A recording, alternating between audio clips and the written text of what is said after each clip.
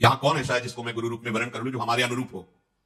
गंधर्व बोला, इस सामने उत्कर्ष तीर्थ है, इसमें धौम्य मुनि तपस्या कर रहे हैं, आप जाकर उनको गुरु रूप में वर्ण कीजिए। अर्जुन ने बहुत अच्छा कहके गंधर्व को आग्नेयास्त्र की शिक्षा दी और वहां उत्कोचक तीर्थ में जाकर धौम्य मुनि को प्रणाम किया और अपनी बात निवेदन की। तो उन्होंने कहा, मैं तो तुम्हारा इंतजार ही कर रहा था, मुझे पता था तुम आओगे और मुझे गुरु रूप में वर्ण करोगे। अब उनको गुरु रूप में स्वीकार करके आगे बढ़े। जैसे आगे चलते जाते तो मंत्रों के उच्चारण द्वारा जल छिड़कते जाते, कोई भी विघ्न, कोई भी बाधा पांडवों को स्पर्श न कर सके। नरश्रेष्ठ पांचों भाई पांडव द्रौपदी के लिए पांचाल देश में प्रवेश किया।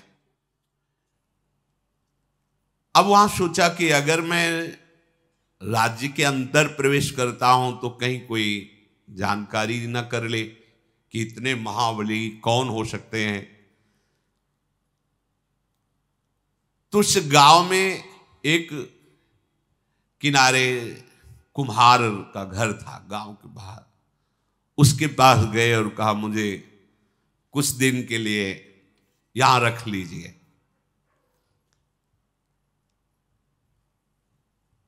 उधर स्वयंवर की रचना हुई, बड़े बड़े राजाओं को निमंत्रण किया गया जो वहां स्वयंवर में पधारने लगे। कुम्हार के घर में ब्राह्मण वेश मृगचर्म आदि धारण किए हुए, उन्होंने पता लगवाया कि क्या ब्राह्मण वेशधारियों को भी स्वयंवर में प्रवेश दिया जाता है कि नहीं, क्योंकि क्षत्रिय राजकुमारों का स्वयंवर है। तो वहां सूचना मिली कि ब्राह्मणों को विशेष आसन दिया गया है स्वयंवर में। पांडव लोग राजा द्रुपद के द्वारा दक्षिण पांचाल देश में कुम्हार के घर में सुरक्षित रह रहे थे।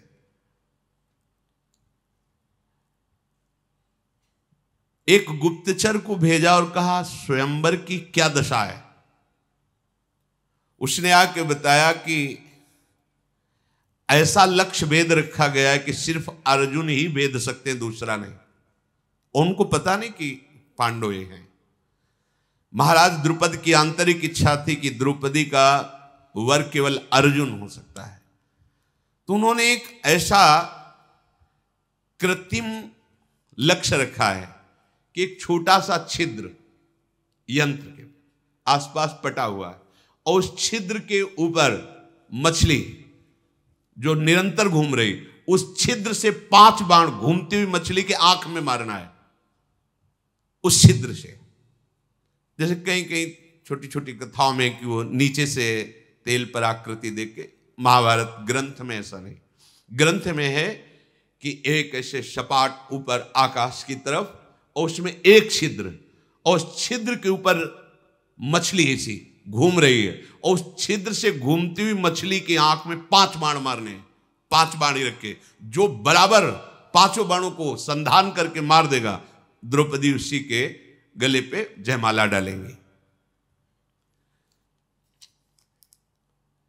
द्रौपदी की ऐसी घोषणा है। पांडव निश्चिंत हुए, गए और ब्राह्मणों के बीच में बैठ गए।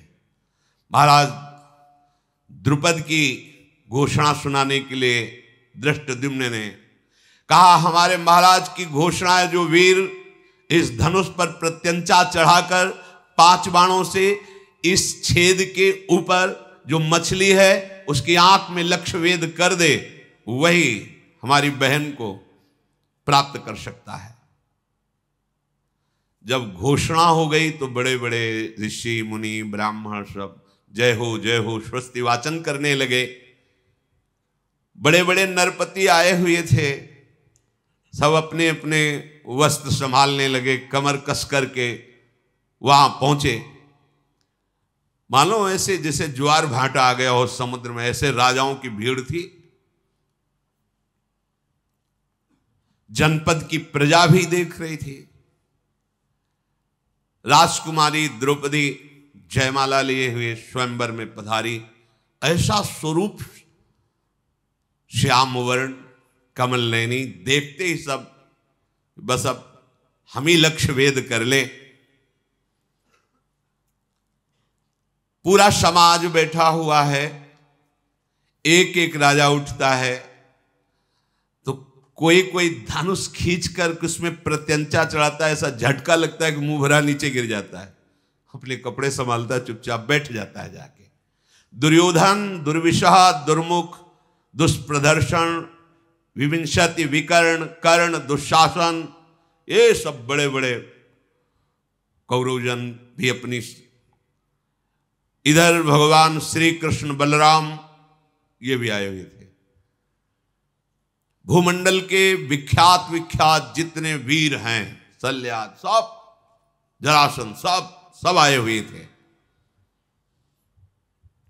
वे सब क्रम से उठने लगे, जैसे जो ज्यादा सम्माननीय वो पहले जाए। लक्ष्य वेधने का दृढ़ संकल्प करके,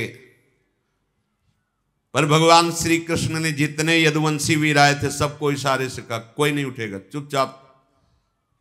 तो जितने द्वारिकापुरी की तरफ से आए हुए थे सब कोई नहीं उठा। बलराम जी ने कहा ऐसा क्यों तुम कह रहे हो?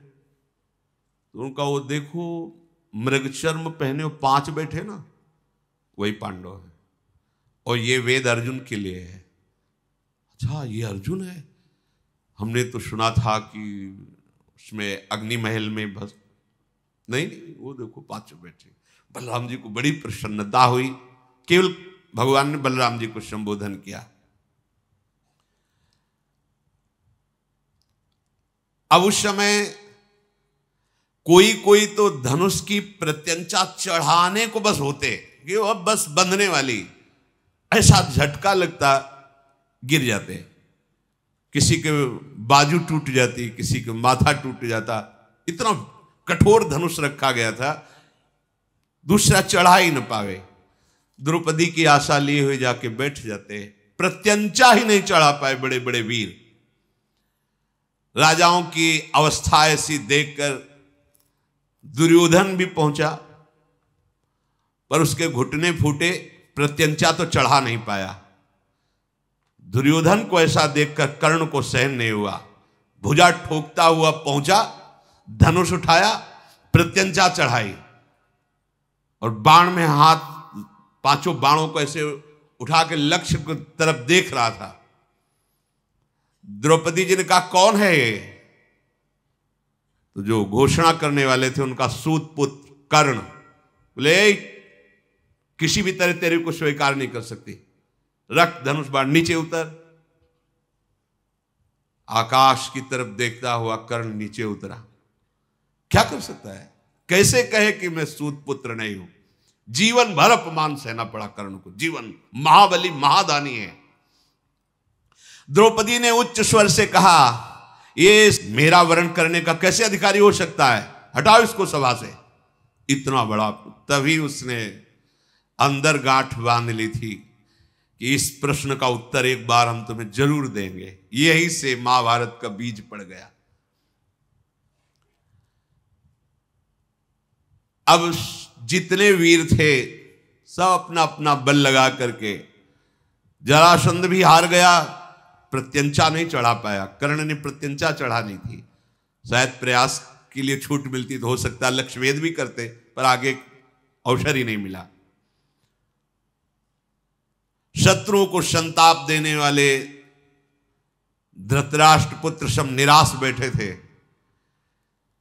अब बड़े बड़े प्रभावशाली राजा जो देवताओं के समान बलवान थे वो भी सब हाथ पे हाथ मिसते रह गए। जब सब राजा अपना मुंह नीचा करके बैठ गए तो युधिष्ठिर जी ने अर्जुन से कहा उठ चलो। इंद्र के समान तेजस्वी विशाल बाहु, अजान बाहु, और इनका भी वर्ण श्याम वर्ण है, कमल नयन।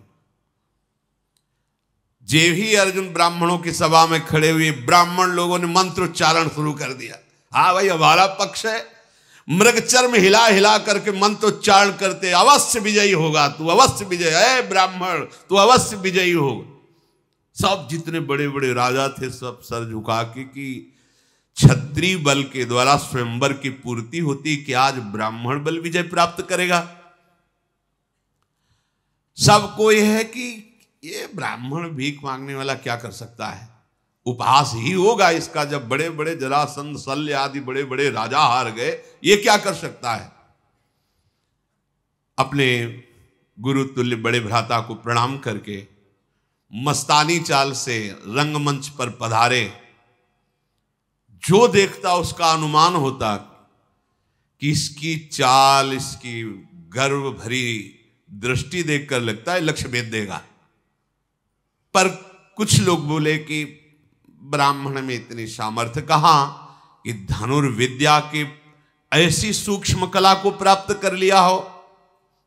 अर्जुन जी गए, धनुष की 4 परिक्रमा की, माथा झुकाकर, यह किसी ने नहीं किया था, जाके प्रणाम किया।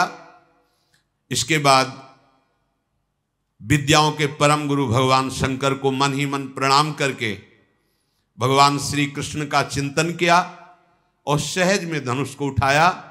खेल खेल में प्रत्यंचा चढ़ाई, बात की बात में 5 बाण संधान किए और लगातार वो घूम रही थी, 5 बाण लक्ष्य में वेद दिए। ब्राह्मण लोग उछल पड़े अपना अपना कमंडल लेकर के, मृगचर ले विजय हो गई। बड़े बड़े जो राजा आए थे सब निराश, ऐसा कैसे हो सकता है, ऐसा कैसे हो सकता है। अब तो स्वस्ति वाचन प्रारंभ, जो ब्रह्म ऋषि थे, हरि ओम मां स्वस्ति ला, जल छिड़क रहे अर्जुन के ऊपर। राजाओं ने कहा कुछ नहीं हुआ, लक्ष्य भेद करके द्रौपदी को नहीं ले जा सकता। हम बहादुर राजाओं के बीच से द्रौपदी को ब्राह्मण नहीं ले जा सकता। इस ब्राह्मण को जान से तो नहीं मारना चाहिए क्योंकि ब्राह्मण है, इसे बंदी बना लो और महाराज द्रुपद को जान से मार दो। और द्रौपदी का इतने राजा हैं तो अपहरण नहीं हो सकता, इसलिए इसको भी भस्म कर दो। क्षत्रिय राजा, अद्भुत कर्म करने वाले अर्जुन ने द्रौपदी की तरफ देखा और इशारा किया कि घबराना मत, शांत रहना। ये राजा द्रुपद अन्याय कर रहा है, ब्राह्मण को कन्या देगा। यहां हम क्षत्रियों का अपमान हो रहा है, तिनके की तरह हमारा उल्लंघन हो गया। मारो सब घेर के इस राजा द्रुपद को। तब तो भयानक कर्म करने वाले भीमसेन युधिष्ठिर जी से कहा, भैया अब चुप रहने का अवसर नहीं है, अब हमारे रिश्तेदार हो गए महाराज द्रुपद और इनको किसी भी तरह की आंच नहीं आनी चाहिए। राजाओं को क्रोध में भरे देख करके उसी धनुष को अर्जुन ने संभाला और वही 5 बाण, और कहा इतना ही काफी इनकी दवा के लिए। ये वो 5 बाण ऐसे दिव्य थे, लक्ष्य भेद करके तुरंत आ जाते थे। जैसे मद की धारा बहाने वाला मदोन्मत्त गजराज हो, ऐसे भीमसेन उठे, अपना कमर में वस्त्र बांधा, कहा हमें किसी अस्त्र की जरूरत नहीं, अपने घोंसे के प्रहार से सब राजाओं के नशा ठीक कर देंगे। बड़े बड़े राजा अपने अपने धनुष उठा करके, द्रुपद महाराज भागे और अर्जुन की शरण में आके रक्षा कीजिए, जब तुम इतने वीर हो तो हमारी रक्षा कर सकते हो। असाधारण बुद्धि वाले अर्जुन ने कहा कि अचिंत्य कर्मा युधिष्ठिर की जो शरण में आ जाता है उसको कोई नहीं मार सकता, चाहे देवता ही क्यों ना हो। आप निश्चिंत रहिए, ना आपकी प्रजा के, ना आपके राजभवन के और ना आपकी राजपुत्री को कोई भी किसी भी तरह से अमंगल नहीं कर सकता। आप इतना समर्थ के बीच में खड़े हो कि इस समय त्रिभुवन का कोई भी देवता, दैत्य, दानव सब मिलकर प्रहार करें तो भी आपका बाल बांका नहीं हो सकता। ये सुनकर द्रुपद को शंका हो रही थी कि ब्राह्मण में इतनी सामर्थ्य नहीं हो सकती। इनकी भुजाओं में जो धनुष की प्रत्यंचा के रगड़ है, इनकी अस्त्र पकड़ने की जो मूठ कला है, तो धनुर्धर अर्जुन के समान है, पर वो कह नहीं पा रहे थे। भगवान श्री कृष्ण ने कहा कि कुछ बोलना नहीं भैया बलराम जी से, पर्याप्त है। संकर्षण भगवान बलराम जी ने कहा मुझे सहन नहीं हो रहा, कहीं ऐसा ना हो कि, उन्होंने कहा आप चिंता मत करो, हम लोग तो हैं ही, पर देख तो लो ना। कमलदन के समान नेत्र वाले भैया, वो जो धनुष उठाए खड़े हैं वो अर्जुन है, और वो जो दुपट्टा बांध के खड़े हुए भीम है, और जो शांत बैठे महाराज युधिष्ठिर हैं वो नकुल सहदेव हैं। आप बिल्कुल चिंता मत कीजिए, ये पूर्ण बलशाली हैं और मुझे पता है कि कि रणभूमि में कोई भी ऐसा राजा नहीं जो इनके सामने से भाग न पड़े। अब तो ब्राह्मणों ने अर्जुन के पास आके खड़े और कहा, चिंता मत करना, इनके बाण हमारे कमंडल का जल। हाँ देखते, और तो बल। अर्जुन ने ब्राह्मणों को प्रणाम किया और कहा, बस तुम्हारा आशीर्वाद ही काफी है, तुम एक मंडली बनाकर खड़े रहिए जिससे कोई अस्त्र शस्त्र तुम्हें छू न जाए, तुम्हारे जल की जरूरत नहीं है, मैं अकेला ही काफी हूं पूरी सभा के लिए। महाबली अर्जुन स्वयंवर में लक्ष्यवेद को प्राप्त करके द्रौपदी को इशारा किया, मेरे पीछे चलो। द्रौपदी जो आज्ञा करके अर्जुन के पीछे चले, भीमसेन आगे चल रहे। कर्ण कूद पड़ा दुर्योधन के साथ कि अभी इस ब्राह्मण को मजा चखाते हैं। निर्भय होकर, उसको पता था कि ब्राह्मण हमारे सामने से कैसे जीत कर ले जा सकते हैं। भीमसेन एक बड़ा ताड़ का वृक्ष था, उखाड़ा, उसके पत्ते उत्ते झाड़े, विशाल वृक्ष हाथ में लिया और आगे खड़े हो गए। राजाओं की मंडली टूट पड़ी भीमसेन और अर्जुन पर। अर्जुन का बाण संधान लक्ष्य भेद मार मार के बाणों से कर्ण को बेशुद्ध कर दिया। और भीम का कोई बाण वाण का तो चक्कर था नहीं, पेड़ उठा के मार 500 राजा एक बार में मूर्छित हो रहे। ऐसा धनुर्धर तो केवल देवराज इंद्र या अर्जुन हो सकते हैं। ऐसा धनुर्धर मैंने नहीं देखा जैसा तुझे देख रहा हूं। इसलिए मैं, तो ब्राह्मण है ना, इसलिए प्रणाम करता हूं और खुले मुख से तेरी प्रशंसा करता हूं कि दो ही विश्व में ऐसे धनुर्धर, या तो देवराज इंद्र और या सब्यसाची अर्जुन।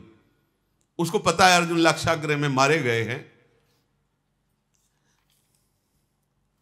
और मैं तुमसे परास्त हो गया, अब मेरी सामर्थ्य नहीं, मैं तुम्हारे सामने खड़ा हूं। कर्ण ऐसा कह के वापस हुआ। जब कर्ण वापस हुआ तो वृक्ष की मार से पिटे हुए कौरव पक्ष भाग पड़े। माद्रिक जी के भाई का नाम था शल्य, बहुत बलवान थे। इन्होंने भीमसेन से कहा कि तू ब्राह्मण है इसलिए तुझे क्षमा करता हूं, वापस चला जा, ये पेड़ का प्रहार तेरा मेरे ऊपर कुछ काम नहीं करने वाला।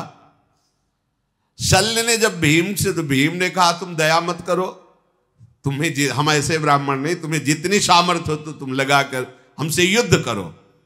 जैसे दो महागजराज भिड़ गए हों ऐसे भीम और शल्य का युद्ध होने लगा। भीम ने आश्चर्यपूर्वक एक घटना घटी, शल्य को उठाया, पृथ्वी पर बड़ी जोर से पटक दिया। शल्य युद्ध का विचार ही छोड़ के भाग पड़े। ऐसा बल, और सबसे महाबल किसका प्राप्त हो रहा जानते हो? वो बैठे संकर्षण के पास भगवान श्री कृष्ण, कहते तुम देखते जाओ, बल तो महाबल प्रभु है ना, उन्हीं का सब बल है। जितने वीर थे सब भाग पड़े और बोले ये ब्राह्मण कौन है, पता तो लगाओ भाई, ऐसा आज तक तो हमने कोई देखा ही नहीं। या तो भगवान परशुराम साक्षात आए हैं, या भेष बदल कर आचार्य द्रोण आए हैं, अन्यथा ऐसा कोई दूसरा है नहीं, क्योंकि अर्जुन तो मारे गए हैं। कर्ण कह रहा मुझे परास्त करके भगा, किसी को बुरा नहीं लग रहा क्योंकि लग रहा है सब ब्रह्म ऋषि है। कह रहे मुझे परास्त करके भगा दिया, बड़ा आश्चर्य इस ब्राह्मण में। शल्य ने कहा देवकी नंदन श्री कृष्ण और बलराम के सिवा मुझे कोई पटक नहीं सकता, और इस ब्राह्मण ने मुझे उठा के पटक दिया, बड़ा आश्चर्य है। बलवानों में श्रेष्ठ भीमसेन का अद्भुत कार्य देखकर भगवान श्री कृष्ण बहुत प्रसन्न हुए। बीच में आए और उन्होंने कहा देखो तुम सब राजा हार गए, ब्राह्मण विजयी हुए, बार बार युद्ध करने की बात नहीं, तुम सब जाओ।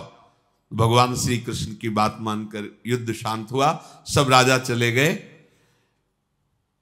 वहां जितने दर्शक गण एकत्रित हुए थे सबने स्वीकार किया पांचाल राजकुमारी द्रौपदी इन्हीं के योग्य थी, इनको प्राप्त हुई। ये बड़े सौभाग्य की बात हुई। रुरु मृग के चर्म का वस्त्र धारण करने वाले ब्राह्मणों से घिरे हुए भीमसेन और अर्जुन द्रौपदी को लेकर आगे बढ़े।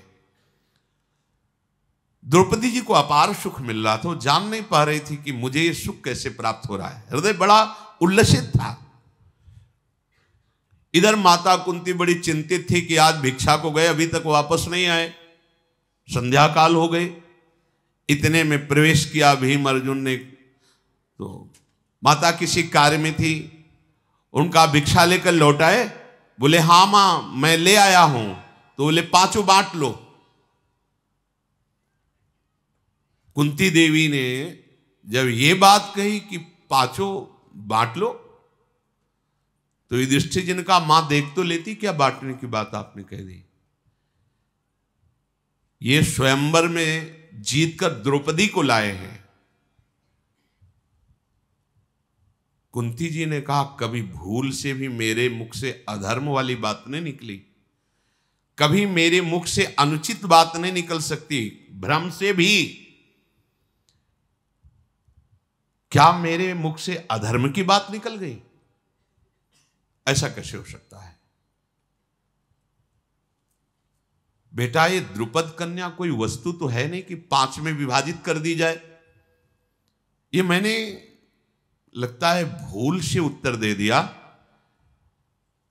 तो मुझे क्या करना चाहिए? प्रायश्चित करना चाहिए। युधिष्ठिर, क्या मेरी बात संशययुक्त है? क्या मेरी बात मिथ्या है, भ्रमयुक्त है? क्या मुझे ऐसा बोलने से अपराध लगेगा? युधिष्ठिर जी बड़े धर्मात्मा और बुद्धिमान थे। उन्होंने कहा कि माता मैं आपको आश्वासन देता हूं, आपके मुख से जो बात निकली वो धर्मयुक्त है। अर्जुन ने द्रौपदी को जीता है और वो तुम्हें चरणों में समर्पित कर दिया, तुमने 5 को दे दिया। इसलिए तुम ऐसा ना सोचो कि तुमसे कोई अपराध बन गया या कोई मिथ्या वचन। अर्जुन बोले नरेंद्र, अधर्म का भागी मुझे मत बनाइए। सबसे पहले आपका ब्याह होगा, फिर क्रम से। द्रौपदी आश्चर्यचकित हो रही कि जीता एक ने, ब्याह 5 के साथ, ये क्या हो रहा है?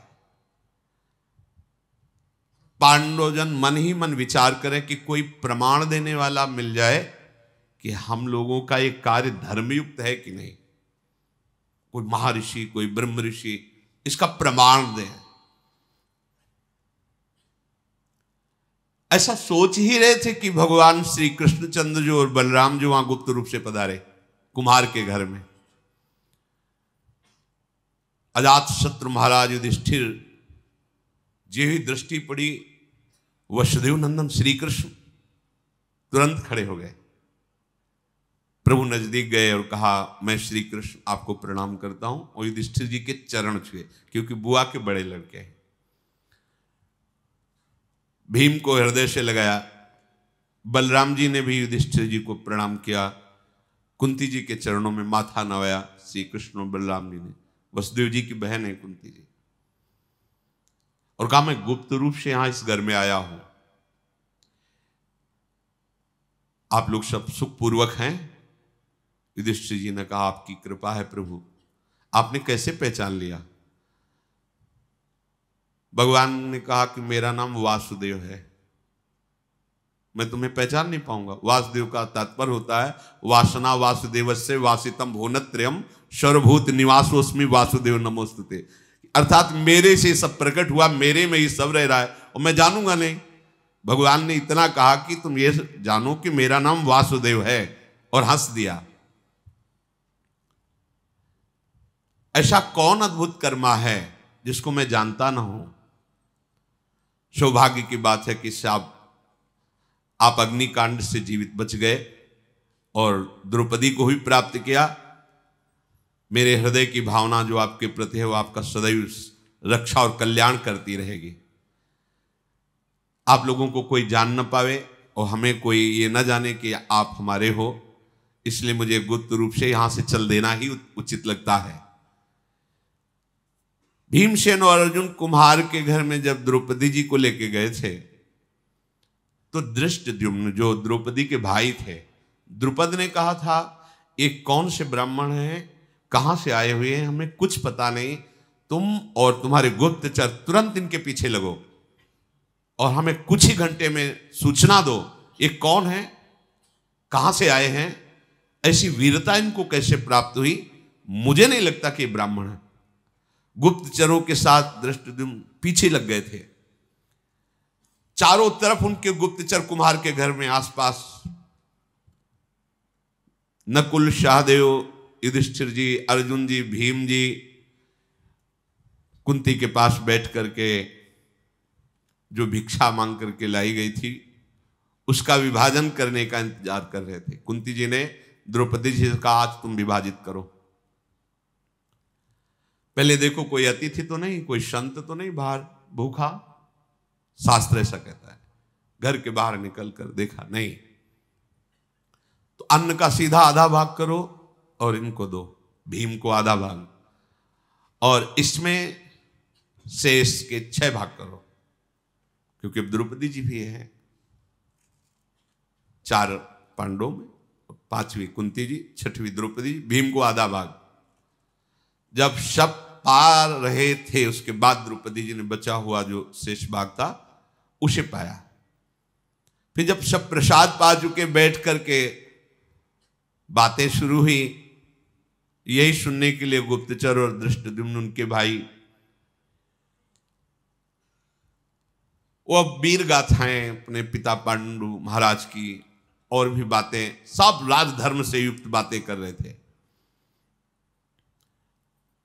दृष्टिद्युम्न ने देखकर थोड़ा दुखी तो हुए कि इतने महान महल में पलने वाली इन मृगचर मोड़ने वालों के पास मांगी हुई भिक्षा का छठवांश पाकर द्रौपदी जी प्रसन्न मुद्रा में, किसी भी तरह का उनको असंतुष्टता नहीं, और सबके चरणों के समीप ऐसे ही बिना बिछाए लेटी, क्योंकि वो सब अपने मृगचर में ही लेटे हैं ऐसे ही, और वो राजकुमारी होते हुए एक बार भी प्रश्न नहीं किया कि मैं तो राजमहलों में रहने वाली, मेरे लिए ऐसी अव्यवस्था कैसे? पातिव्रत धर्म को जानने वाली थी।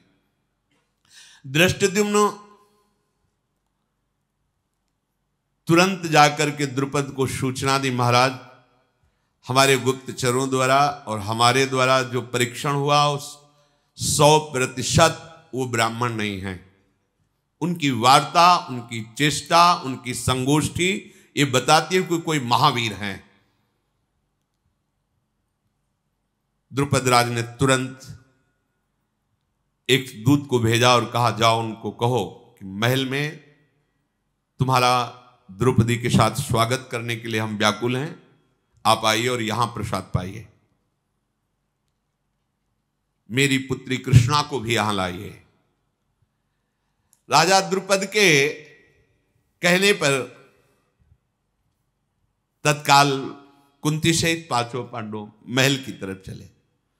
परीक्षा के लिए उन्होंने महल में प्रवेश करते समय कुछ ग्रंथ रखवाए, कुछ युद्ध की सामग्रियां रखवाई, कुछ अन्न के विभाग करके रखवाए, बहुत सी, और स्वयं खड़े होकर देख रहे थे। जब पांडवजन वहां से निकले तो दृष्टि पड़ी, भीम भयंकर गदा उठा के देखता, अर्जुन धनुष पर प्रत्यंचा चढ़ाते, नकुल सहदेव तलवार को मुठ पकड़ के भाला लेकर, युधिष्ठिर देख, किसी और तरफ नहीं देखा, सीधे गए। उच्च सिंहासनों को सजा के रखा था, जाके गर्व से बैठ गए क्रम के अनुसार। महाराज को निश्चित हो गया अगर ब्राह्मण होते तो संकोच होता इन सिंहासनों पर बैठने के लिए, बिल्कुल संकोच नहीं, और जैसे बैठने की प्रक्रिया होती राजाओं की उसी तरह बैठे हैं, और युद्ध की सामग्री पर इनकी दृष्टि गई, इसलिए मैं पक्का कह सकता हूं कि ये क्षत्रिय राजकुमार ही है। द्रुपद जी प्रसन्न होकर के आए और कहा कि देखो अब छुपाना नहीं, मेरा हृदय कहता है कि तुम पांडवजन ही हो, क्योंकि हमने परीक्षा लेके भी देखा और मेरा हृदय ऐसा कह रहा है कि तुम पांडव हो, तुम ब्राह्मण नहीं हो। क्या आप कृपा करके अपना परिचय दे सकते हो जिससे मेरा संशय छूट जाए? महाराज द्रुपद के ऐसा कहने पर महाराज युधिष्ठिर ने कहा, पांचाल राज नरेश, ये तुम्हारी कन्या जिसको प्राप्त होना चाहिए उसी को प्राप्त है। अर्जुन ने विजय प्राप्त की, मेरा नाम युधिष्ठिर, यह महाबलशाली भीम, ये नकुल सहदेव और ये पूज्य माता मेरी कुंती है। अपार सुख मिला महाराज द्रुपद को कि जो मेरा मनोयोग था भगवान ने उसे पूर्ण किया, नहीं तो मैं परेशान हो रहा था कि ऐसा कैसे हो सकता है कि कोई इतना प्रवीण ब्राह्मण होकर के ऐसे। युधिष्ठिर ने कहा फिर भी महाराज आपको हमने बता दिया, पर आपको प्रश्न करने का अधिकार नहीं था, क्योंकि आपने वहां कोई जात पक्ष नहीं लिखाया था, आपने केवल लक्ष्य भेद शर्त रखी थी, वैसे आपका पूछने का अधिकार नहीं था, क्योंकि लक्ष्य वेद करके ही द्रौपदी को प्राप्त किया। कोई आपसे दान नहीं लिया, आपसे प्रार्थना नहीं की, पर आपने प्रेम पूर्वक पूछा इसलिए उत्तर दे दिया। तदनंतर महातेजस्वी पांडु कुमारों को सुंदर भोजन पवाया गया। युधिष्ठिर जी ने कहा कि आगे की अब बात आप क्या सोचे हुए हैं द्रुपद जी से। द्रुपद जी ने कहा कि आप 5 में से कोई एक द्रौपदी का वर्ण कर सकता है, क्योंकि अर्जुन जी ने जीता है, चाहे अर्जुन, चाहे आप, चाहे भीम, नकुल या सहदेव, कोई एक राजकुमार हमारी पुत्री से, हम ब्राह्मणों को बुला के रखा है, हम पाणी ग्रहण संस्कार धर्मयुक्त कर देंगे। युधिष्ठिर जी ने कहा आपने सुना नहीं हमारी बात क्या? मेरी माता ने आदेश किया 5 के साथ ब्याह होगा, मैं 5 द्रौपदी के साथ ब्याह करूंगा और विधि पूर्वक करूंगा और धर्म युक्त करूंगा। द्रौपदी हम 5 की पटरानी बनेगी। द्रुपद बोले ये कौन सी भाषा आप बोल रहे हैं? बहुत सी रानियां एक राजा की होती है ये तो प्रमाण, लेकिन एक रानी के बहुत से पति होते हैं, ऐसा तो कभी हमने कहीं धर्म में नहीं सुना, शास्त्रों में नहीं सुना। तुम धर्म के ज्ञाता हो, पवित्र बुद्धि रखते हो, तुम लोक और वेद के विरुद्ध ये अधर्म की बात कैसे बोल दी? युधिष्ठिर जी ने कहा धर्म का स्वरूप बड़ा सूक्ष्म है, आपको पूरा ज्ञान नहीं है। पूर्व काल में प्रचेतागण 10 और उनकी पत्नी 1, आपको पता है, जिसमें हमारे पूर्वज गए हैं उस मार्ग का अनुसरण करना अधर्म नहीं कहा जा सकता। राजन ये भी धर्म है। द्रुपद बोले कुंती नंदन मेरी तो बुद्धि काम नहीं कर रही। कुंती देवी और राजकुमार धृष्टद्युम्न आप सब विचार करके कहो क्या ये बात ठीक है? तदनंतर सब बैठकर विचार कर रहे हैं। धृष्टद्युम्न ने कहा कि मेरी भी बात समझ में नहीं आई। बड़े भाई की पत्नी छोटे भाई के लिए मां के समान है, छोटे भाई की पत्नी बड़े भाई के लिए पुत्री के समान पूजनी अनुज बधू। फिर आप ऐसा कैसे कर सकते हैं? कैसे धर्म की रक्षा कर पाएंगे आप? मेरी समझ में तो बिल्कुल युक्ति संगत नहीं है। छोटे भाई की स्त्री के साथ बड़ा भाई कैसे समागम, बड़े भाई की जो पत्नी उसके साथ छोटा भाई कैसे समागम कर सकता है? मेरे लिए समझ में तो सूक्ष्म से सूक्ष्म बात ही अधर्म है। युधिष्ठिर जी ने कहा मेरी वाणी कभी असत्य नहीं बोलती, मेरी बुद्धि स्वप्न में भी अधर्म को स्वीकार नहीं करती, और मेरा मन इस बात में राजी है, इसलिए परम धर्म है। धर्मात्माओं में श्रेष्ठ जटिला नाम की गौतम गोत्र की कन्या 7 ब्रह्म ऋषियों से विवाह किया था। कंडमुनि की पुत्री वार्क्षी ने तपस्या से पवित्र अंतःकरण वाले 10 प्रचेताओं को पति रूप में वर्ण किया था, 10 के साथ एक पुत्री। तो धर्मज्ञ गुरुजनों के द्वारा बताया गया धर्म संज्ञक मार्ग ये भी है, इसमें कोई दोष नहीं। सब गुरुओं में श्रेष्ठ मेरी माता कुंती मेरी प्रथम गुरु हैं, और वो महान भक्त भी हैं। उन्होंने आदेश किया 5 बांट करके बराबर, अब यही धर्म हमारे लिए है। हमारी माता का कहा हुआ वचन कभी मिथ्या नहीं हो सकता। ये सब बात चल ही रही थी कि इतने में भगवान व्यासदेव जी पधारे।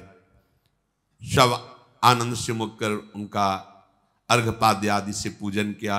बैठाओ का प्रभु। द्रुपद जी ने कहा कि ये समस्या है। भगवान व्यासदेव जी ने कहा ये जो महाराज युधिष्ठिर बोल रहे हैं ये धर्म है, ऐसा विधान है। द्रुपद तुमसे हम एकांत में बात करना चाहते हैं। हाथ पकड़ा भगवान व्यासदेव जी ने, द्रुपद को एकांत में ले गए और कहा तुम सब हमारी प्रतीक्षा करो। भगवान व्यासदेव जी ने द्रुपद से कहा कि एक बार की बात है कि एक तपोवन में एक मुनि कन्या भारी तपस्या से युक्त होकर भगवान शंकर को प्रसन्न किया और महादेव जी जब प्रकट हुए तो उसने 5 बार पति की मांग की। धर्मात्मा पति प्राप्त हो, सत्यवादी पति प्राप्त हो, महाबली पति प्राप्त आदि आदि। तो भगवान महादेव जी ने तथास्तु कहा। वो जो जो मांगा ये 5 हैं, धर्मराज, युधिष्ठिर, अर्जुन, भीमसेन, नकुल, सहदेव। तो ये महादेव के वरदान से उसको प्राप्त हुई। ये पहले से विधान है, कोई नया विधान यहां प्रकट नहीं हुआ है। महाराज द्रुपद बिना कुछ विचार किए उन 5 महापुरुषों को अपनी पुत्री का वरण कर दो। ब्रह्मा जी ने पहले से ही ये विधान रच रखा है, ये अधर्म नहीं है। भगवान व्यासदेव जी ने ऐसा उपदेश किया। महाराज द्रुपद ने ब्राह्मणों के द्वारा जो पाणी ग्रहण संस्कार की प्रक्रिया है उससे पांडवों का ब्याह करा।